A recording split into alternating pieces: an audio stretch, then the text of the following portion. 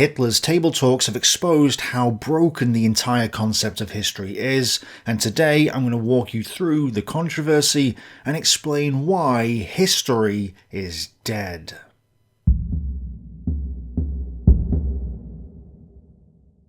When I was in college, we were taught that there's no point reading Mein Kampf because it's a rambling mess and a terribly written book. Also, we were told that the English version of the Hitler Table Talks was untrustworthy. That's why, in the couple of occasions where I did use the Table Talks in my videos, I've tended to rely on the German version translation via Rainer Zitelmann's Hitler: The Policies of Seduction, now republished as Hitler's National Socialism. Highly recommended. And also, it's not Zitelmann, it's Zitelmann, proving that I do indeed get things wrong. Sorry about that. Well, it turns out that Mein Kampf is kind of essential reading if you want to understand Hitler, even if it is a terribly written book, so I was taught wrong there. It's propaganda and wasn't just written by Hitler, plus he did lie in the book, but ultimately it's a necessary source if you want to understand what Hitler was doing, his personality, his ideology, and what his plans were for the Second World War. And the Table Talks are equally as important in terms of content because they were written between 1941 and 1944 during the Second World War and approximately 20 years after Mein Kampf. So what are the Table Talks exactly? Or at least what are they supposed to be? Well, this is one of the many English editions of the Table Talks, and I'm not picking on this one in particular, it doesn't matter which edition it is, they're all the same, but in this case it says that it was compiled by Martin Bormann, who was Hitler's secretary. It then says on the back that Hitler's Table Talk consists of notes of the German leader's casual lunch and dinner-time conversations with his close friends and colleagues, copied down by adjutants and edited for accuracy by his private secretary, Martin Bormann. These discussions reveal Hitler's wartime thoughts on his enemies, friends, and a variety of topics. This is an indispensable aid for anyone wishing to gain a full, uncensored insight into one of the most traumatic episodes of European history. In the inside introduction it says, they were recorded upon the instruction of the head of the party chancellery and private secretary to Hitler, Martin Bormann, with Hitler's express permission. The document survived in two versions, the combined Heim and Picker notes, and a more complete version kept by Bormann. This latter version was sent piecemeal to Bormann's wife, Gerda, in Munich. Gerda flew to Italy at the end of the war, but was arrested and died of natural causes while in detention in 1946. An Italian official acquired the manuscript and sold it to a Swiss national and NSDAP sympathiser, Francis Genaud. Picker and Heim together published the first version in the original German of the notes in 1951 under the title Hitler's Table Talk. Genaud published the French translation in 1952, and an English edition was published with an introduction by trevor-roper in 1953. Finally, the original German content of the Bormann manuscript was published in 1980 by Werner Jochmann. Now, this particular edition doesn't say it, but in other editions it was claimed that these were the stenographic recordings of Hitler, meaning Heim, Picker, etc. sat there and wrote out in shorthand what Hitler said as he said it so that they could flesh out those notes later on into a complete transcription of Hitler's words. So the impression people got of the Table Talks was that it was Hitler's exact words being written down, and because he said those words over dinner and so on, they were his more intimate thoughts on the given topics. Thus, the Hitler Table Talks were seen as almost an essential source when trying to understand Hitler. They seem to offer a look behind the curtain at the man himself, not the image he presented to the world in, say, Mein Kampf or his speeches. Historians have therefore gone ahead and used the Table Talks, and I'm not just talking about some, but quite literally all of them. From English-speaking historians Richard Evans, Timothy Schneider, and Ian Kershaw, to German historians Rainer Zitelmann and Wolfram Pitter. they've all used the table talks in some way. In fact, it's from the likes of Richard Evans and Ian Kershaw that we get the idea that the English version is bad, but the German version is good. So I can't blame my college tutors too much, since major historians were the ones saying this. Now, why did they say that the English version was bad? Well, a Frenchman called Guénaud, who was a Swiss banker, neo-Nazi and financier of terrorism, yes, decided to translate the table talks from the German into French, except he didn't translate it very well. And by didn't translate it very well, what I mean is that he added a bunch of stuff that wasn't in the original German and then changed many of the translations that were in there to mean different things from the original. And Hugh Trevor-Roper, a famous historian from a few decades back, claimed to have translated the table talks into English. However, he didn't use the original German. He used Guénaud's French translation. And much like a game of Chinese whispers, the English version is even worse than the French. Guénaud, of course, denied all this, and Trevor-Roper was reluctant at first to admit the problems with the sources, since he was benefiting financially from their publication, but a simple comparison of the translations reveals major discrepancies. Here is a simple example from the original German by Picker, and the English translation by another historian, which I have verified using Google Translate. It says, Christ was an Aryan, but Paul used his teachings to mobilize the underworld and organize a proto-Bolshevism. With its outbreak, the beautiful clarity of the ancient world was lost.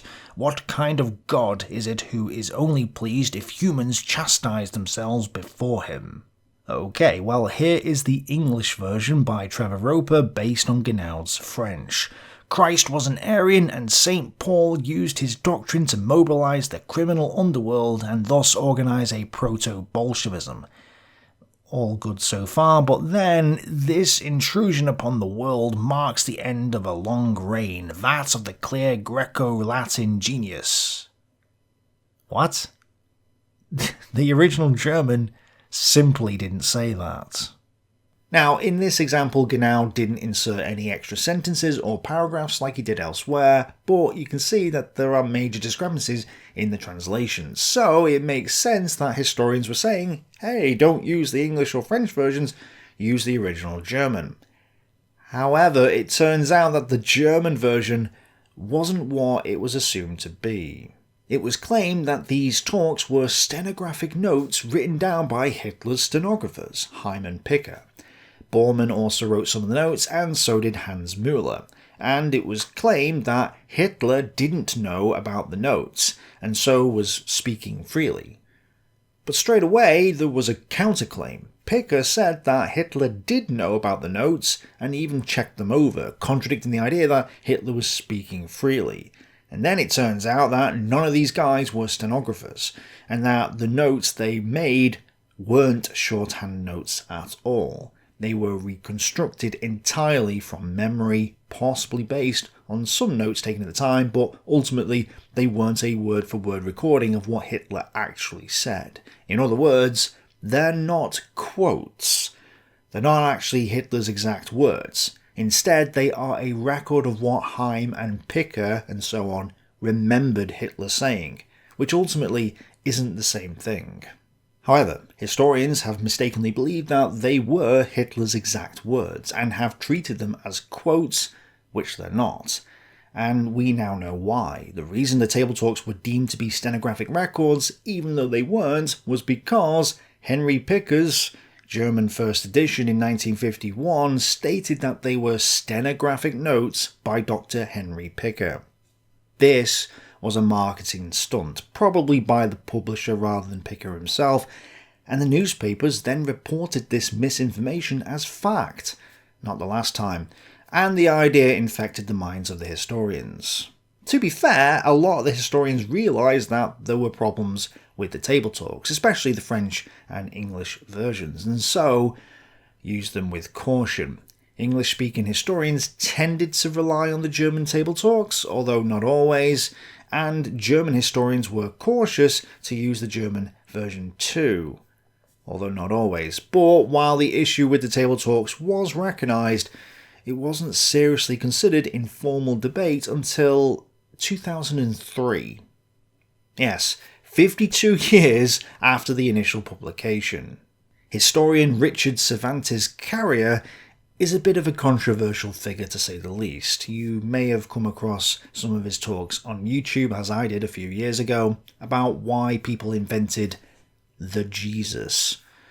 Now, regardless of your views on the Jesus and whether he was a real person or not, the point is that Richard Carrier has a strong opinion on that particular issue. I would safely describe him as not a fan of Christianity, and even though most of his works are on the ancient and medieval world, and specifically the Bible, Richard Carrier made a slight detour in his early career to challenge the reliability of the Hitler Table Talks. Now, you might ask, why? Why would someone so concerned with the Bible and Christianity dip his toe into the Hitler Table Talks issue? It's not like he ever wrote books on Hitler. The only thing he ever did was question the authenticity of the Table Talks. So why did he do this? Well, it's because Christian's bad and Hitler bad. Therefore, Christian Hitler. Yay! Except Hitler is very much against Christianity in the Table Talks, so Richard Carrier had to step in to absolutely confirm that Hitler was a Christian because Christian's bad. And what he argued was that Hitler was only anti-Christian in the English and French versions because in the original German version of the Table Talks, Hitler was just anti-Catholic. So, Richard Carrier said that Hitler was a Christian and said at one point, on the 13th of December 1942, Hitler argues against the idea of a physical resurrection and in favour of a spiritual one. And there and elsewhere he takes a very cynical view of Catholicism, voicing many of the same criticisms one might hear from a candid and bigoted Protestant. Yes, Hitler the Protestant. Anyway, I'm not going to get into that debate today. In fact, part of the reason why I'm doing this video is in preparation for the Christian Hitler debate. So if you're not already subscribed to the channel, you might want to do so to be notified when that video comes out. And in the meantime, see my video on the National Socialist Aryan religion. But the overall point is that Richard Carrier was the first person to really challenge the Hitler Table Talks as a valid source. In addition to tearing apart the English and French versions, he also questioned whether we can actually believe the original German. It is sufficient to note that whatever Hitler's beliefs were, they are distorted in Gnaud, and these distortions, among many others, were retained in the text of Trevor-roper. Yet that is the only English translation of the Table Talk in print, and few know how worthless it is. There is need for much more work on this source before it can be used in any way by competent historians. At the very least, we need a complete investigation of the manuscripts on which they are based and the persons who have claimed to have them, their motives and capabilities, and a collation of all versions and editions with commentary on all the discrepancies, with a new English translation based on a critical edition of Picker and Jochman.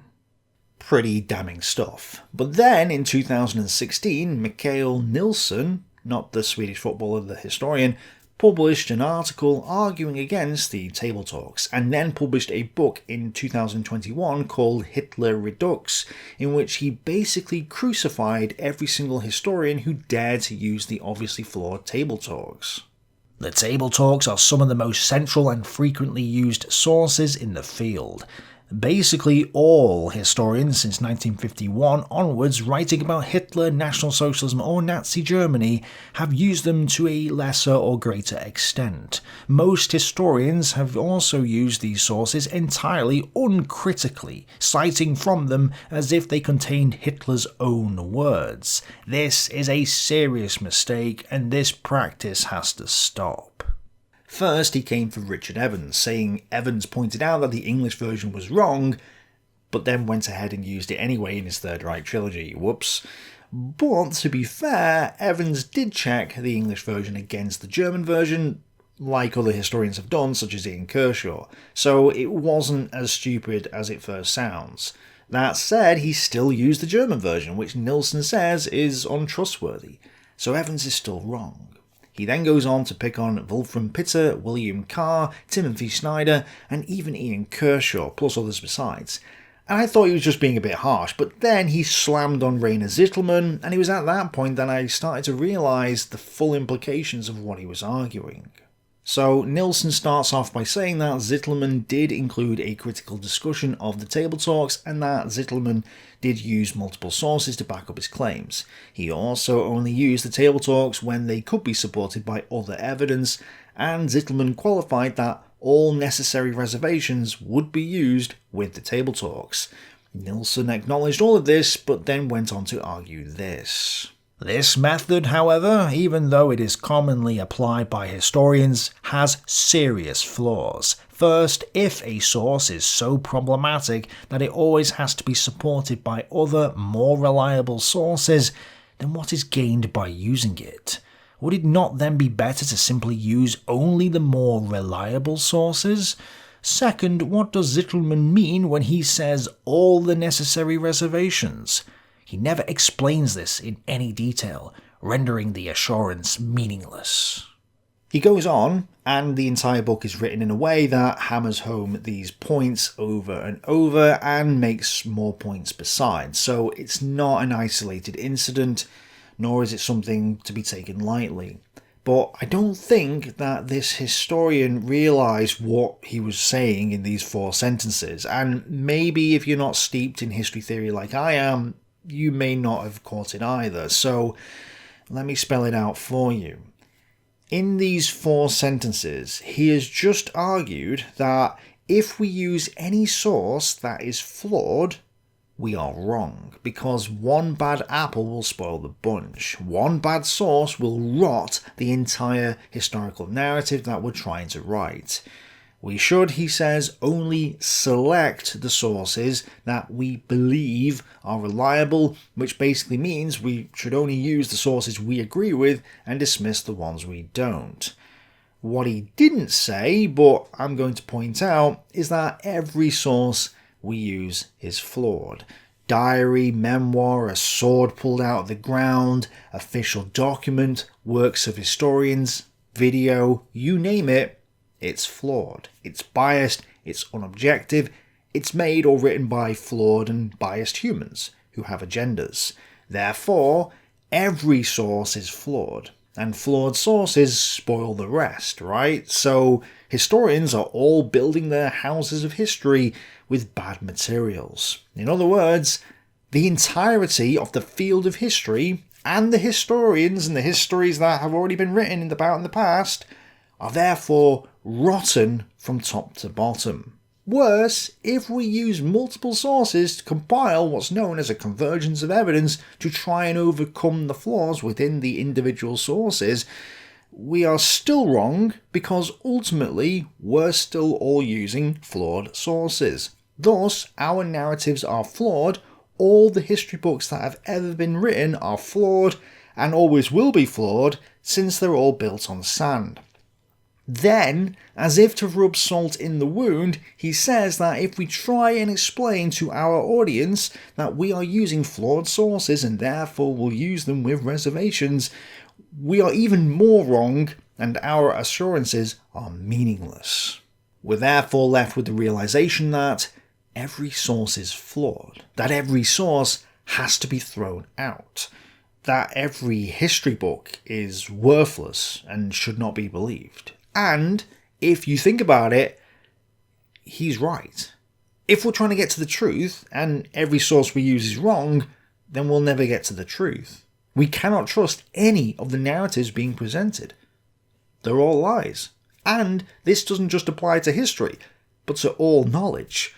When we read the newspapers, see videos of events, listen to speeches or lectures, we're all subjected to propaganda and lies. It's no wonder that nobody knows what to believe and that many don't know who to listen to or what to think.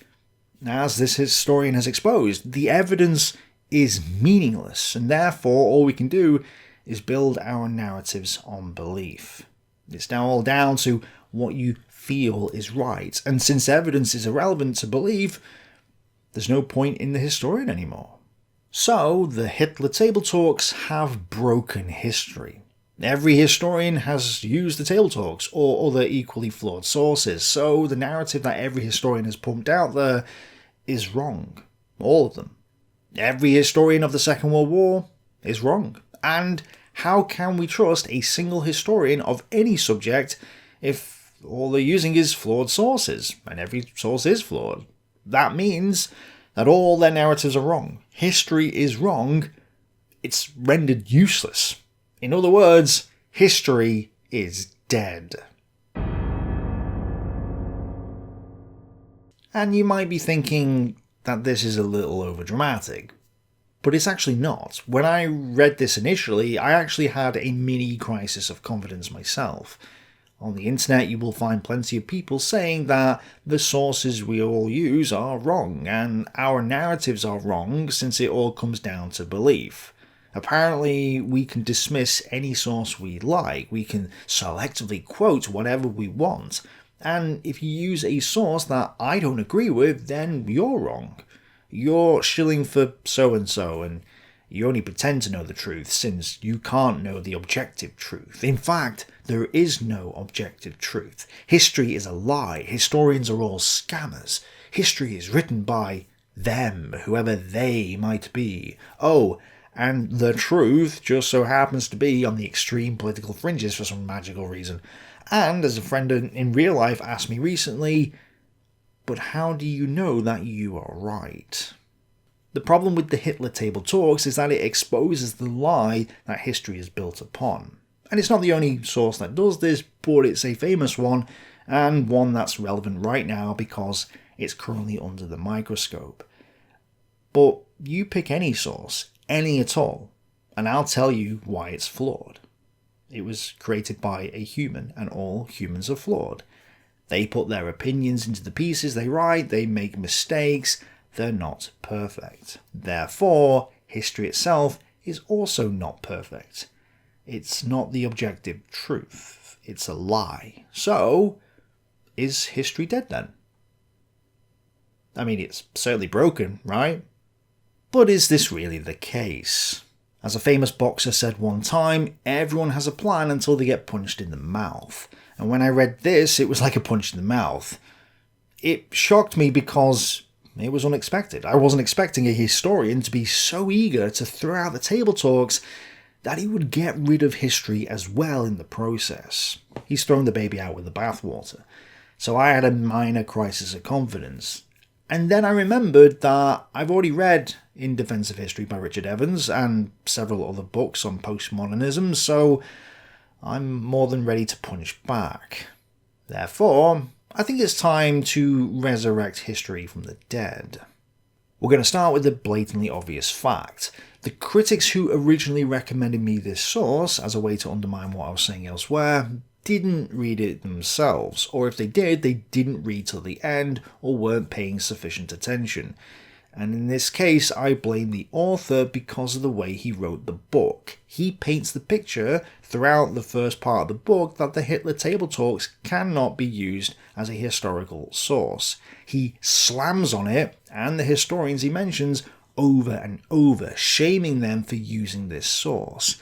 But then, right at the very end of the book, he says, however, and this is very important, the results presented in this book should absolutely not be interpreted as meaning that the table talks are not authentic. They really are, at least for the most part, memoranda of statements that Hitler made at some point or another in his wartime HQs. They were made by either Heim, Picker, Müller or Bormann, although there are also some notes that have no name attached to them. Yes, the German version of the table talks is not a forgery. It is a valid primary source. Yes, it is. It is no different than using any memoir in existence. Guderian, Manstein, Keitel, all these guys quoted Hitler saying stuff, and they're deemed to be valid sources. Well, Heim, Picker, Müller, Bormann, and the others did the exact same thing. They all quoted Hitler saying stuff to the best of their recollection, and in the case of Bormann, at least, He did this during the war, thereby making it more reliable than some of these later memoirs. So unless you want to throw out all your beloved memoirs, all the diaries that supposedly quoted people, and all the other sources that do similar things, you cannot throw out the table talks. It is a valid primary source. Nilsson sort of mentioned this throughout, but basically didn't spell it out until the end. Why? Because it would have been a very short book. He did not prove that the table talks were forgeries. He did show, which we already knew, that other sources were forgeries. But we already knew that, and he did show that the French and English versions of the table talks were false, which we already knew, and again most of the groundwork had already been done by Richard Carrier. Nilsson went into more detail and explained the history of the table talks as well, which is great. It's nice to have it all in one place. But ultimately, he didn't prove that the table talks were forgeries. It is therefore still a valid source. All this criticism laid at Rainer Zitelmann, Kershaw, and all these other historians, including myself from the comments, because we use the German version of the table talks, is therefore invalid. But let's go back to what he said before. He said that using multiple sources to back up your points, a common method by historians, is wrong, because you're still using unreliable sources. First, if a source is so problematic that it always has to be supported by other, more reliable sources, then what is gained by using it? Would it not then be better to simply use only the more reliable sources? No, and the first reason is because there are no reliable sources, and those more reliable sources are still unreliable. But even still, you don't get to just dismiss some sources in favour of others. That leads us down a bad road. You cannot selectively quote, nor can you selectively pick the sources you're going to use. You have to use all the sources that you can, even the ones you don't like. Otherwise, you cannot come to a rational, all-round conclusion that has considered all sides of an argument. The only way to know the truth is to have a serious debate over it, and without the debate, without the back and forth, you cannot see the flaws in your own argument. History, therefore, lies in the heart of the debate, and you cannot have a debate if you're not listening to your opponent or reading from sources you don't like. Secondly, the reason we use multiple sources is to show that it's not just a one-off statement or idea. Rainer Zitelmann points this out in his book that Nilsson read but didn't acknowledge. That is the reason why, in this study, we constantly cite many references, sometimes even very similar ones, from the most varied sources as proofs of the opinions Hitler held on various subjects. While in certain instances this might detract from the readability of the study, even though many parallel citations are only referred to in the notes, we believed it to be important that we support Hitler's previously less well-known opinions on various topics in such detail as to clearly demonstrate to the reader that these are not randomly selected statements which are atypical for Hitler, but rather statements which represent his thinking. If Hitler says that the moon is made of cheese on one occasion, then we could dismiss it by saying that he was just joking or was misquoted or whatever.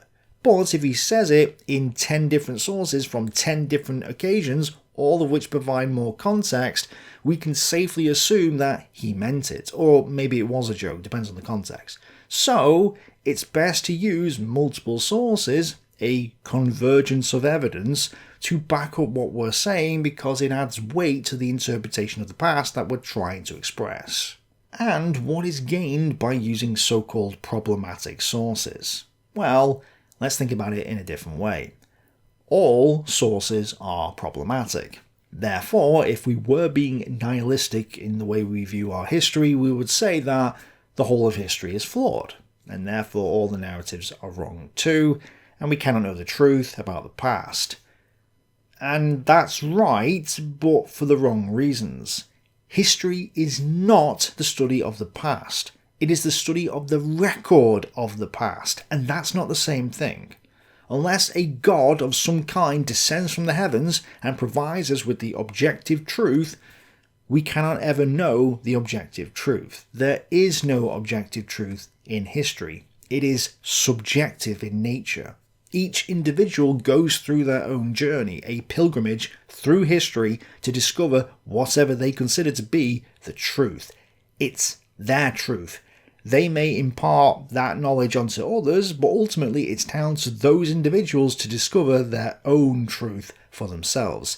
The primary sources are the road beneath their feet, and the people they meet on the way are the historians pointing you in certain directions. But ultimately, you must make the journey alone.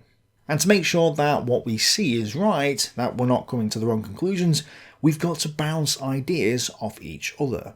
Our collective interpretation might still be wrong, but we have no other choice. We can't jump in a time machine and go back and watch Hitler have dinner, nor can we ask God to tell us what he said. So until we invent the time machine, or as Carrier puts it, the Jesus reappears, we're kind of stuck with bouncing ideas off each other to try and find out what's right. It's a free market of ideas rather than this central planet objective truth rubbish.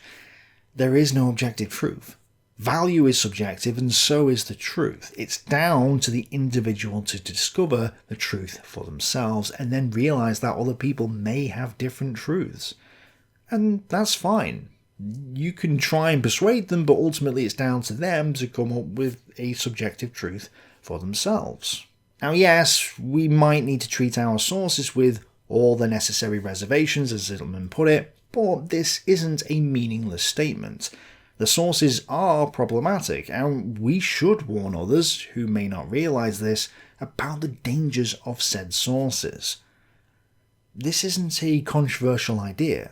There will be people listening to this who have heard me rant about this before, but then there will be new viewers who are going to be completely blown away by what I'm saying right now. They've probably never even considered any of this before, so if I say, hey, you should treat every source with reservation and realise that the people who made the sources are biased and agendaed, then they're going to see history in a different light. They're going to learn that you've got to think critically and ask who the authors are and what their objectives are and etc., right, in order to weigh up the value of a particular source. That's actually teaching history theory to others. Zittelman's statement about using all the necessary reservations is clear. He's confirming to the reader that this source is problematic, so we must take it with a grain of salt, because a given statement, or the entire source, might be proven incorrect later. The whole source might be thrown out as a forgery, and that's fine. We've made it clear to everyone else that we are aware that this source might be lower down the pecking order when it comes to sources. That's a good thing, and isn't a difficult concept to understand. Now, because of Nilsson's beliefs and unwillingness to use what he deems to be less reliable sources, he starts coming to some false conclusions, meaning that his book itself is therefore less than a perfect source. The irony. He says, Hitler's views remained constant during his political career, and thus his views on many topics were very easy to estimate for anyone writing a book about him and claiming to have had conversations on certain subjects with him. What he's trying to argue is that the table talks are forgeries. He's trying to paint the idea in the readers' heads that the authors just took Mein Kampf and other sources and then rewrote and rearranged the concepts within them to present the new text as if it was something different.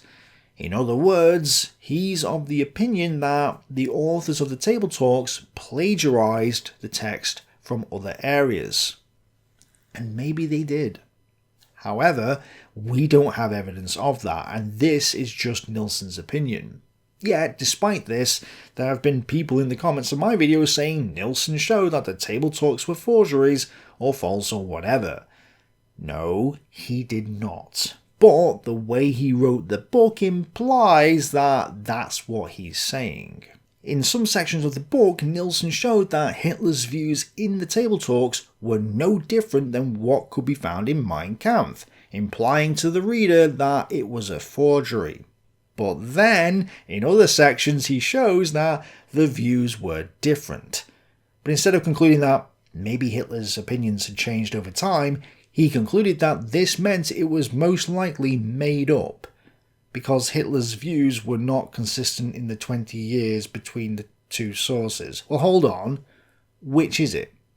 Are people allowed to change their mind over the course of 20 years, or should we say the exact same things 20 years apart? Like, make up your mind. Well, we can prove that some of Hitler's views did in fact change over time. Zitelmann himself shows this with help from several sources, not including the Table Talks. For example, Hitler initially accepted the authority of officers in any given situation, and had special respect for them. That attitude obviously changed later on, even if elements of it remained, and there's a contradiction within Hitler's personality as a result. But of course, Nilsson has asserted, without evidence, that Hitler's beliefs didn't change. And we must just believe him, because how else would he be able to imply that the Table Talks are forgeries? At another point, he argues that because Hitler told the same false story in Mein Kampf and the Table Talks, that proves that Hitler was lying to his entourage. The fact that Hitler lies to his small private entourage shows us that there is absolutely no reason for us to accept the portrayal of Hitler's character as it comes across in the nightly conversations recorded in the Table Talks. The fabricated biographical details were so central to the persona that Hitler projected before his followers that he would not let anyone look behind the facade and see the reality of his early life. In that sense, there was no real Hitler to be revealed during those nightly conversations. He had become the propaganda image. Yes, Hitler lied. Well done. Yes, the Table Talks were not recorded in secret, and Hitler most likely knew his words would be recorded in some way. Therefore, yes, we can conclude that the Table Talks aren't a peek behind the curtain. We're only getting the propaganda image of Hitler. Right, but that doesn't mean that there's no point in using the Table Talks. Yes, Hitler had become the propaganda image. Great. So, the Table Talks are 100% relevant and a valid source on Hitler's views, since they allow us to confirm that Hitler lived and breathed propaganda. Fantastic. And since history is the study of human action, praxeology, not the study of the secret inner thoughts of the individuals in question, we can only study what he spoke or did and what others recorded of him saying and doing. Therefore, we cannot dismiss the Table Talks just because they don't offer us a record into his most innermost thoughts. It also doesn't matter, as Nilsson argues, that the Table Talks offer nothing new with regards to several topics with what Hitler wrote in Mein Kampf. Whether the Table Talks offer anything new or not is irrelevant. It's still a source of information, and either confirms Hitler's views or shows they changed over time. That's it. We can't dismiss it because Hitler's views stayed or didn't stay consistent. And at the end of the section with Zitelmann, Nilsson says that the Table Talks were Hitler's words reconstructed, mostly from memory. They show a Hitler redux, hence the title of the book. This thereby confirms that they are usable, and that the criticism levelled at the aforementioned historians, including Zitelmann, isn't entirely justified. He then says, "This only goes to show that even serious historians have trouble letting go of sources that they have used and come to like, not to a small degree because they confirm deeply held beliefs about Hitler." Yes, we're not letting go of a valid source until it is proven to be a forgery, which hasn't happened yet. Nilsson hasn't proven it to be a forgery. When it is proven a forgery, we will then dismiss it. Until then, we will keep it. And yes, we are starved of sources when it comes to Hitler's true beliefs. Therefore, historians aren't willing to just throw out a source that you don't like until it is proven a forgery. But I think the best bit is when he chastises Zitelmann for propagating the myth that Hitler was an anti-Semite before the First World War, and that he was a brave soldier and won 2 Iron Crosses. He then says that these myths have been disproven by Thomas Weber's Hitler's First War, published in 2010, and Anton Joachimsthaler's Hitler's Weg began in München, published in 2000. But Zitelmann wrote his book in the 1980s, so how was Zitelmann meant to have known that these were myths when it wasn't proven they were myths until decades later? I would say that's a little bit unfair. Zitelmann might be good, but he cannot predict the future. Now, there was valid criticism of Zitelmann. Nilsson points out that Zitelmann used sources that were proven to be forgeries several years before his book was published. Zitelmann did make a note about these sources in his book, saying that they would be used with reservation, but yes, this is a valid criticism. However, I get the impression that Nilsson just assumes that every historian has read all the works that he's read and all the works that came before the date of publication. Well, obviously that's not true, and this is a dangerous bias. Just because a book was published by the time I say something here doesn't mean that I've read it, or even agree with it.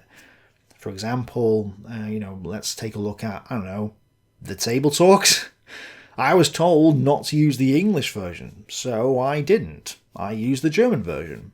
However, having recently read Carrier and Nilsson, I now have a better understanding of the problems with the book. Great. But I didn't read Carrier until recently, even though he wrote his criticism of the Table Talks in 2003. Why? Because I can't read everything. I had listened to his talks on Christianity a while back, but I didn't even know or expect that he'd written anything on Hitler. So how was I meant to know about his work on the Table Talks? You can't just assume that I'm 100% up to date and have read absolutely every book that has ever been written. That's an unfair assumption to make, and also physically impossible. And remember, history is subjective, so even if I did read a book, I may subjectively doubt the findings of a particular author. I may not agree with you or Carrier's conclusions. Zitelmann may not have read or even agree with some of the books that came out before his own.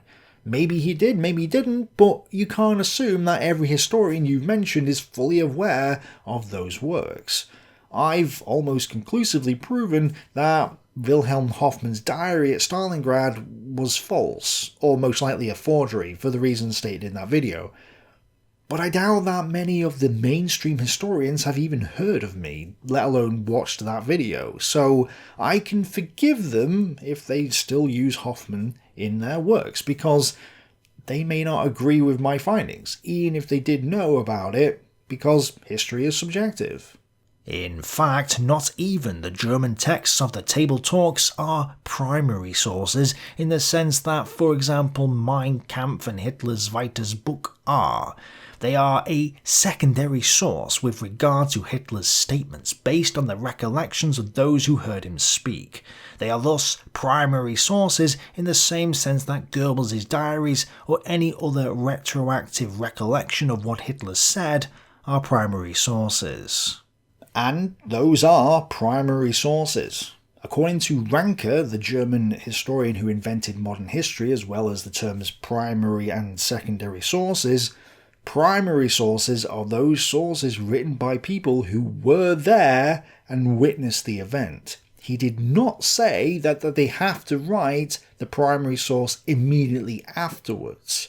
So long as they had witnessed the event, they were primary sources of the event. Thus, the Table Talks are primary sources, not secondary sources, as you stated in the middle of the paragraph. Goebbels' diaries are also primary sources for the same reason. Goebbels witnessed the events he's talking about. Well, so did Picker, Heim, and so on. Now, I 100% agree that Ranke did not make the distinction between when a primary source was written, and that is a flaw when it comes to the way we think about memoirs.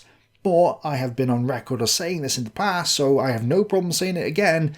Memoirs written years after the events in question are not as reliable as other primary sources. However, they are still classed as primary sources and they still should be used with reservation. And in the case of the Table Talks, obviously some of it was written at the time. So clearly, They're better than some of the other memoirs that were out there, since elements are based on notes taken at the time, which in the case of other memoirs isn't always the case. There's more to Nilsson's arguments, and I could keep going here, but I think I've made a significant enough dent in the argument he's presented that there's no point flogging a dead horse. Ultimately, we can still use the German version of the table talks, but we should treat them as memoirs, not as stenographic notes. Also, history is deeply flawed since every source is problematic, but it's down to each individual to discover their subjective truth about the world, and they must do that by continuing their journey through history, which they can do by watching these videos right here. Thanks for watching, bye for now.